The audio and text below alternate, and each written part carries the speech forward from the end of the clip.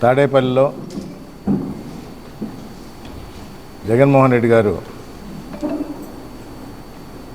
Doctor Mastan Yadav గారికి కండువా వేసి సాదరంగా పార్టీలోకి ఆహ్వానించడం జరిగింది.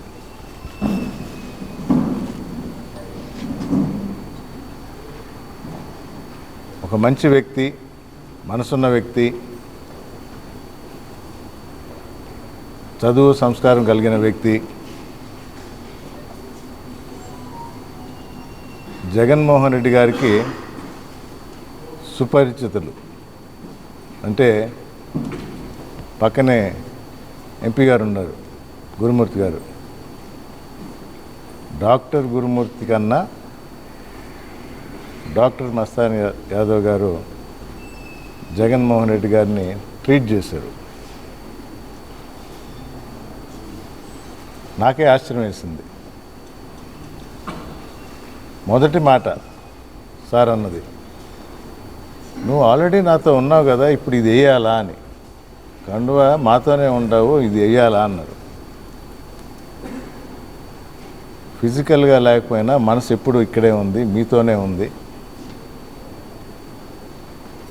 ఆ రోజు నుంచి అంటే ఒక డాక్టర్ ఒక పేషెంట్ని చూసిన తర్వాత ఎంత దూరం వెళ్ళినా కూడా ఆ పేషెంట్ బాగోగులు ఎప్పుడు మనసులో పెట్టుకుంటారు, మంచే కోరుకుంటారు. కానీ శారీరకంగా భౌతికంగా బయట వాళ్ళు కూడా కనబడాలి కాబట్టి ఆ షాల్ వేయటం, ఆ కండువా వేయటం, సాదరంగా ఆహ్వానించటం. నా విషయానికి వచ్చినప్పుడు వెంకటగిరిలోనే 2-3 సార్లు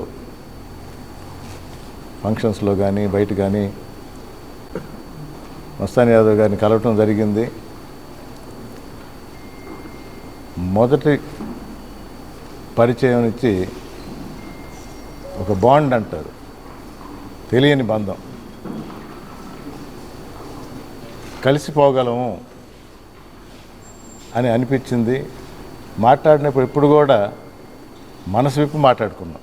అది 2 నిమిషాలు కానీ 10 నిమిషాలు కానీ. కలిసి కూడా భోంచేయడం జరిగింది. ఈ వివిధ పరిణామాల అనంతరం ఎప్పుడైతే జగన్మోహన్ రెడ్డి గారి సమక్షంలో కండువా కప్పి వైఎస్ఆర్ కాంగ్రెస్ పార్టీకి వస్తున్నారో చాలా సంతోషం వేసింది. ఎలక్షన్ టైంలో ఎవరెవరో పార్టీలు మారారు, ఇక్కడ అక్కడికి, అక్కడి నుంచి ఇక్కడికి అని. ఇది అందుకే మా అధినేత జగన్మోహన్ రెడ్డి గారు చెప్పారు, పార్టీ మారటం కదా, అసలు నేను ఎందుకు వేయాలా అన్నారు. నేను ఇంతవరకు కలిసినప్పుడు కూడా నాకు అదే ఫీలింగ్ ఉండింది, ఆయన ఇక్కడ మనిషి అని. ఏదేమైనా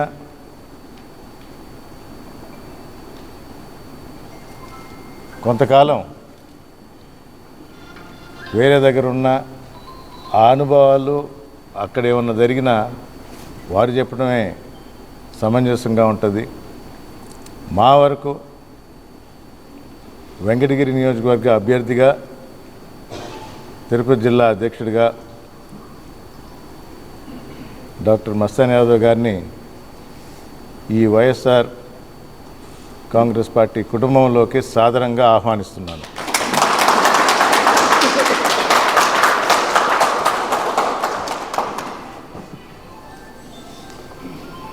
మాట్లాడాలంటే ఈరోజే ఒక లిస్ట్ వచ్చింది, ఫైనల్ లిస్ట్ అనుకుంటా. తెలుగుదేశంది, బీజేపీది.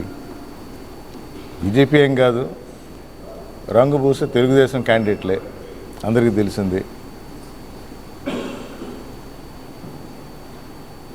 ఎవరికి న్యాయం చేశారో ఎవరికి అన్యాయం చేశారో చాలా స్పష్టంగా కనబడుతుంది. సొంత సామాజిక వర్గానికి వెన్నంటే ఉంది అని చెప్తున్న అన్యాయం చేస్తున్న బీసీ వర్గానికి తెలుగుదేశం ఎలాంటి అన్యాయం చేస్తుందో స్పష్టంగా అర్థమవుతుంది. నా ఎస్సీ, నా ఎస్టీ, నా బీసీ, నా మైనారిటీ అని సొంతం చేసుకున్న జగన్మోహన్ రెడ్డి గారు 175 ఎమ్మెల్యే సీట్లు, 25 ఎంపీ సీట్లకి 100 సీట్లు ఈ నా ఎస్సీ, నా బీసీ, నా ఎస్టీ, నా మైనారిటీలకి ఇవ్వడం జరిగింది. ఏ పార్టీ ఇవ్వలేదు ఇప్పటి వరకు.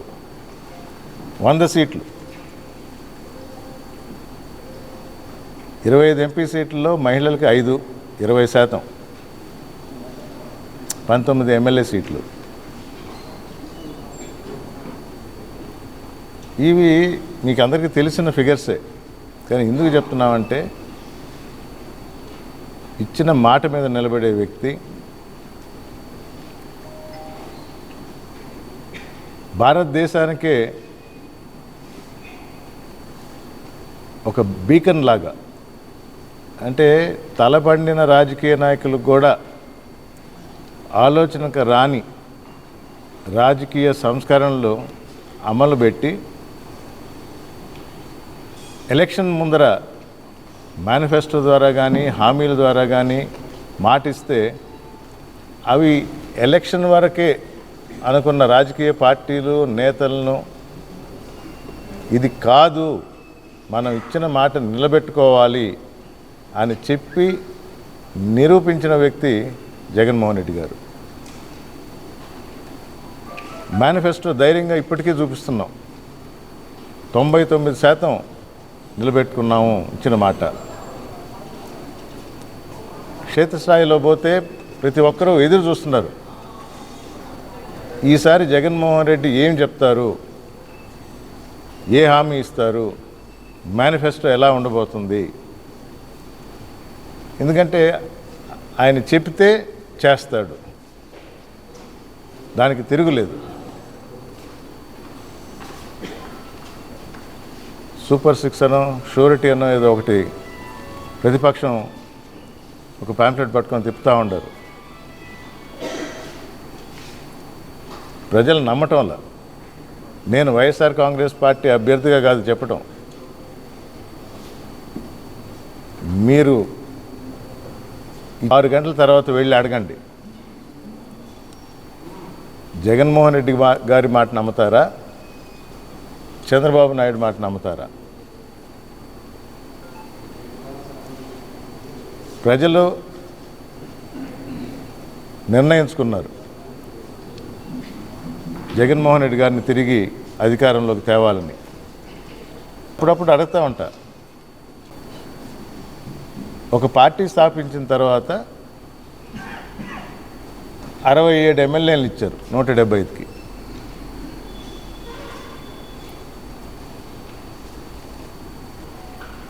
అలివిగాని హామీలు కాదు, 3600 కిలోమీటర్లు తిరిగి ప్రజల కష్టాలు తెలుసుకొని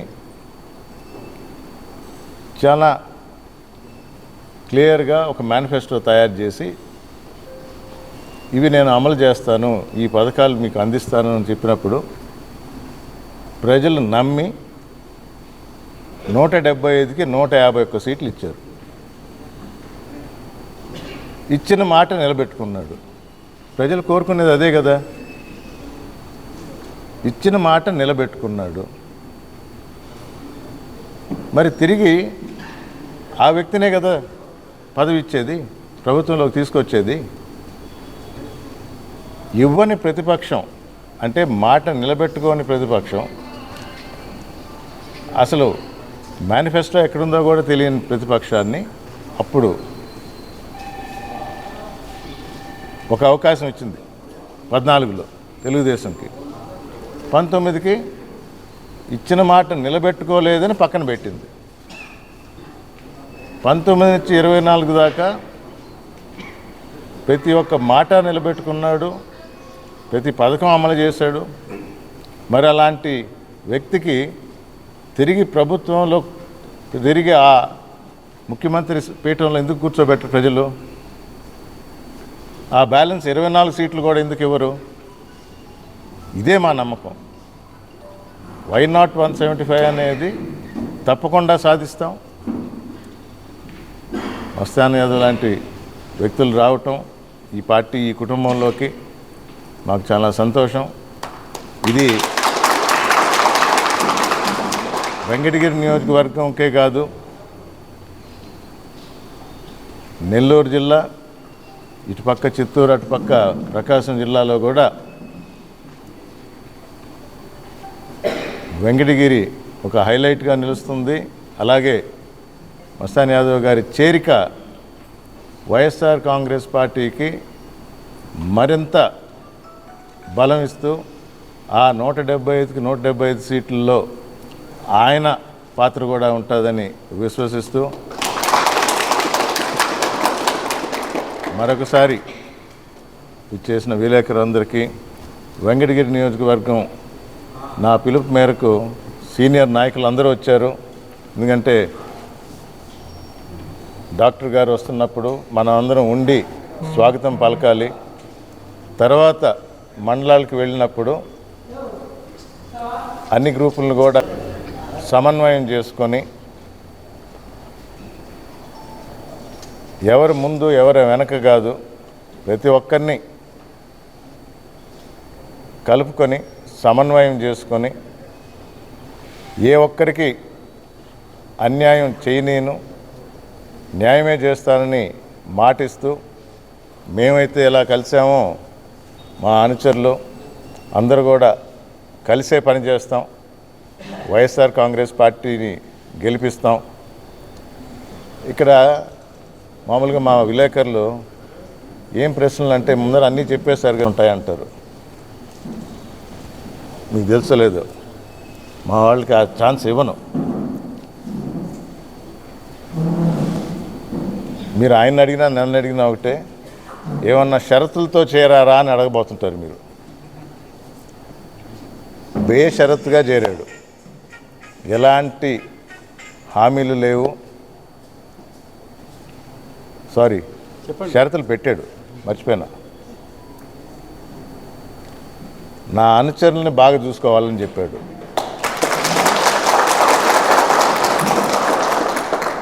పార్టీ పోస్టులు ఏమన్నా ఉంటే కష్టపడే వాళ్ళు ఉండారు, వాళ్ళని గుర్తించి వాళ్ళకి తగు రీతిలో ఆ పార్టీ పోస్టులు పెట్టమని అడిగారు.